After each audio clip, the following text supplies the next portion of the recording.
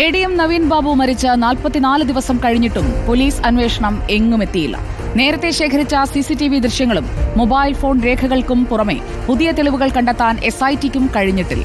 PP ദിവ്യ, ജില്ലാ collector, വിവാദ petrol pump ഉടമ പ്രശാന്തൻ എന്നിവരുടെ ഒക്ടോബർ 1 മുതലുള്ള ഫോൺ വിളി രേഖകൾ ശേഖരിച്ച് സൂക്ഷിക്കണമെന്നാണ് കുടുംബത്തിന്റെ ആവശ്യം.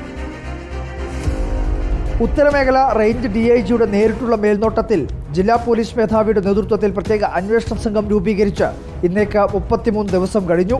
നേരത്തെ ശേഖരിക്കപ്പെട്ട തെളിവുകൾക്ക് പുറമെ പുതിയ തെളിവുകളൊന്നും SIT കണ്ടെത്തിയിട്ടില്ല. PP ദിവ്യക്കെതിരായ ആത്മഹത്യാ പ്രേരണാ കുറ്റത്തിലും ADMന്റെ ആത്മഹത്യയിലും മാത്രം അന്വേഷണം ഒതുക്കുകയാണ് അന്വേഷണ സംഘം.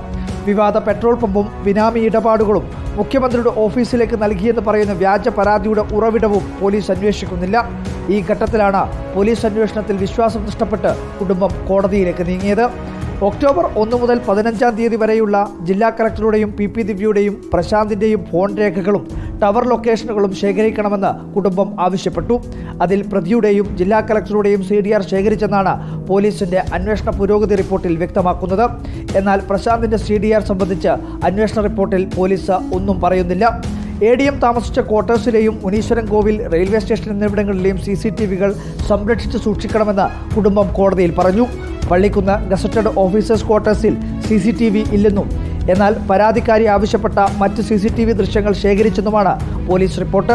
പക്ഷേ പരമാവധി CCTVകൾ പോലീസ് ശേഖരിച്ചില്ലെന്നാണ് കുടുംബം ആവർത്തിച്ചു പറയുന്നത്.